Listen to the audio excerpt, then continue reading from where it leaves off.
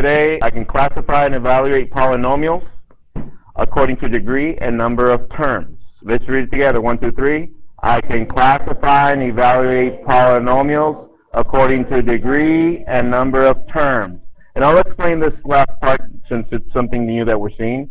And we have a new concept today, right? By looking at it, think about the new concept for today. Tell your neighbor what it is. Polynomials. That is correct. So you wrote this down on your bottom left hand already, right? Okay, so let's continue. I give you guys the fair model, but before I give you the information, I need everybody's pens down, eyes up here. I just need to clarify what monomials are, just to get us started. Monomial. The definition says that it's either a number, a variable, or a product of numbers and variables. What does the word product imply? What operation, everyone? So multiplication. So we're looking at number. It could be either a number, a variable, or a multiplication of the two. Are we there so far? And if it has an exponent, it has to be a whole number exponent. Are we there so far? Okay. A monomial may be a constant. The constant is what we call just a number, or a single variable.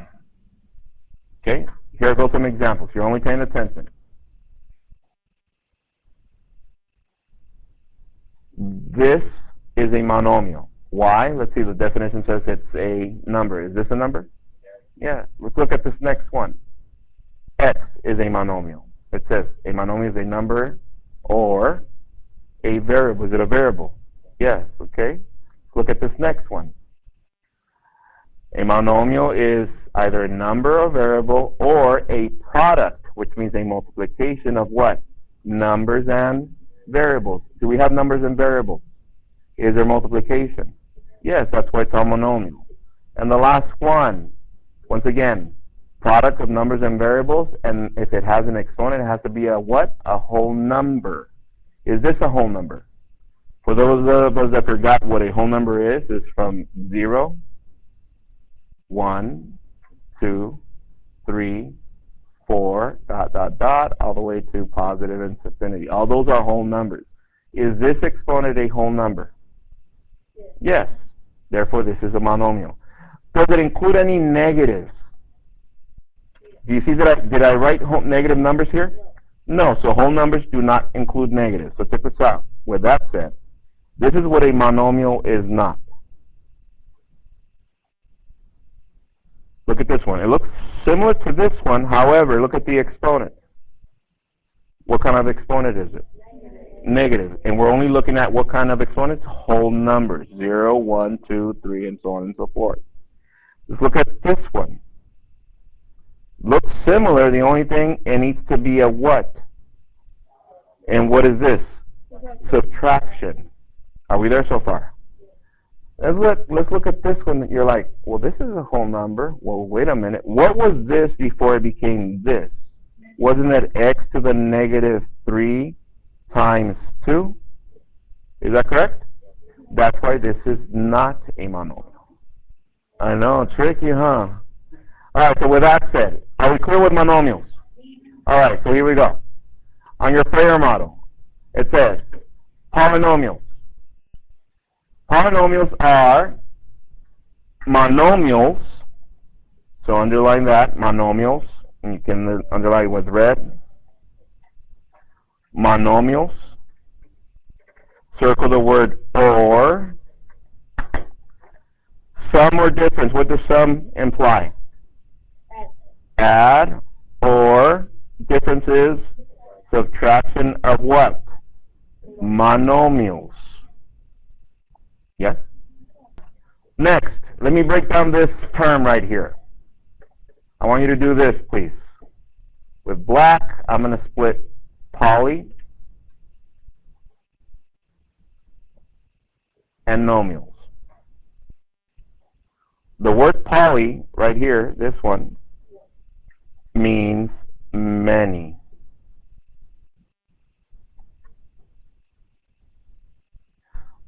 The word nomials means terms class parts.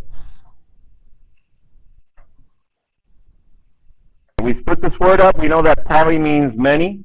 Nomials means parts. Are we there? So, we got the definition. Write these examples down, please. An example of a polynomial is this. First example is a 2. Next example, x squared. That's also a polynomial. Next example, negative 3x to the 4th plus 2. Next example, x squared minus 3x plus 2.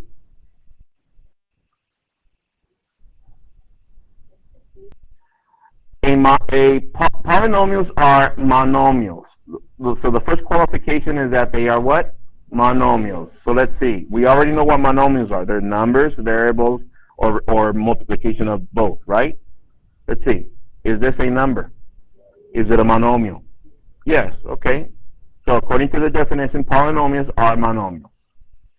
Is this a monomial? Yes. Does it have a variable? Does it have an exponent that is a whole number? Yes, so it is a monomial, okay? Let's look at this one. This one is not a monomial, but it says, the definition, monomials or the sum or difference of monomials. Check this out. Is this a monomial?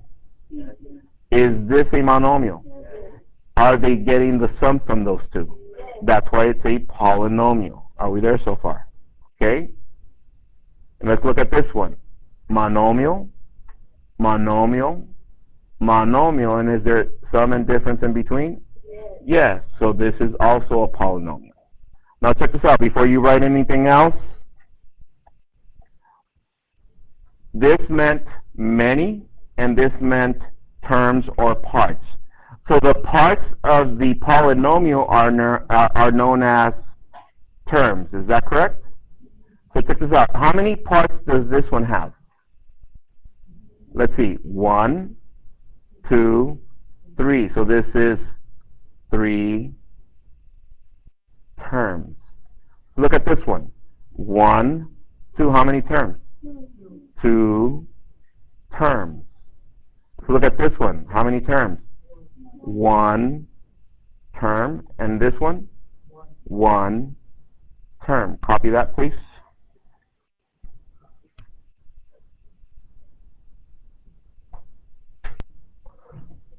Okay, copy these non-examples, please.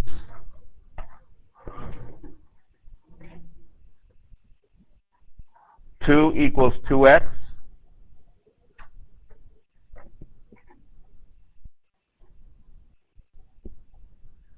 X squared plus 3x plus 2 equals 0. And the last non-example is negative 3 plus x equals 10. Now, some of you already saw something different. Don't say it out loud, but look at it. These have something in particular compared to these. Don't say it out loud. So think about this question. Why do you think these are examples? But particularly, why do you think these are non-examples? Just think about it first. Look at the examples and what makes these non-examples. Talk it over with your neighbor, please. They have equal sign. Who sees that? And do these have equal signs? No. So therefore, if these are equations, therefore these are expressions. Remember, we've been working with expressions?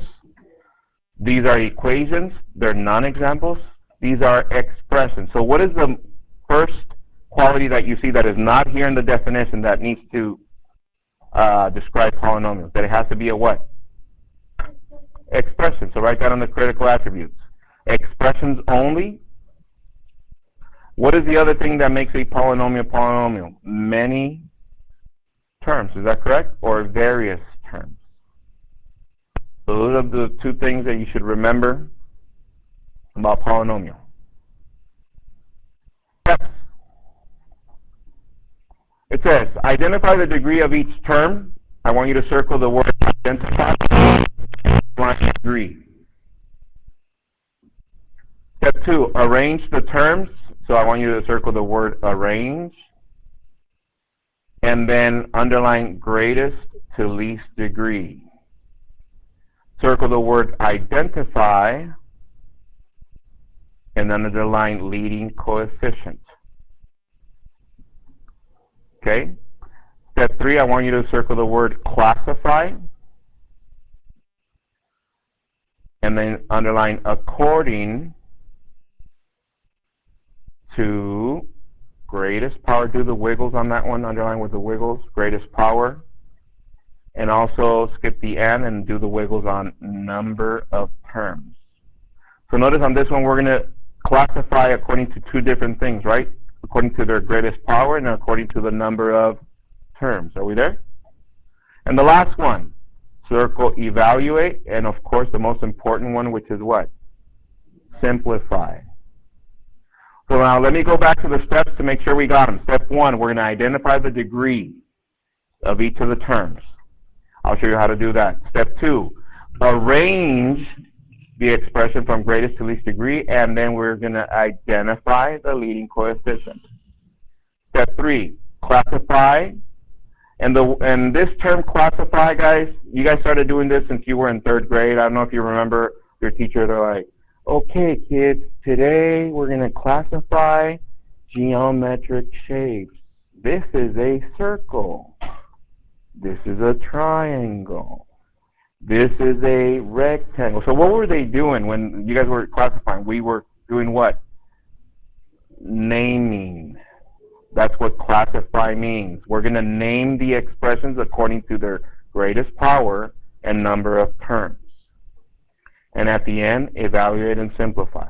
Evaluate, which just means we're going to substitute stuff into variables, and we're going to simplify till the end. Okay? So with that said, eyes up on the screen really quick. So just to finish this piece off, we know what monomials are, right? We know what they are not. So the degree of a monomial is, listen to this one, the sum. What operation is that? Addition of what? The exponents of the, okay, does it say the exponents of the numbers? No, of the what? Let me do the wiggles on that so you can remember. The sum of the exponents of the variables. Okay, so now check this out. Look up to the screen. Look at this first monomial. Does it have a variable? So this one is the 0 degree because it doesn't have a variable. Let's look at this one. Exponent on that one. So what is the degree? 1. Okay, let's look at this next monomial. Here's an exponent of 1 and an exponent of 1. And it says the degree of the monomial is when we add the what? Exponents of the variable. So what's the degree on this one? 2. And the last one? 4. What is the degree? 4. Are we there? Okay, copy these first. All right. I'm going to go ahead and do these. Now check this out. I'm going to write the steps over here on the slide so we can memorize the steps as we're doing them. So check this out. It says, step 1, identify the degree of each term of the polynomial. What are they asking us for this problem? Find the degree of each term. Of each monomial. Do we know how to find the degree of the monomial? What do? Add the exponents of the variables. So what is 4 plus 3? So this is the 7th degree. Make sure you write degree, please. I don't want them to just see numbers. Okay, let's look at this one. Once again, what happens when we see a variable without an exponent? We add a 1. So what is the degree on this one? 2. So I'm just going to write 2nd degree. Does this one have a variable? No, so this is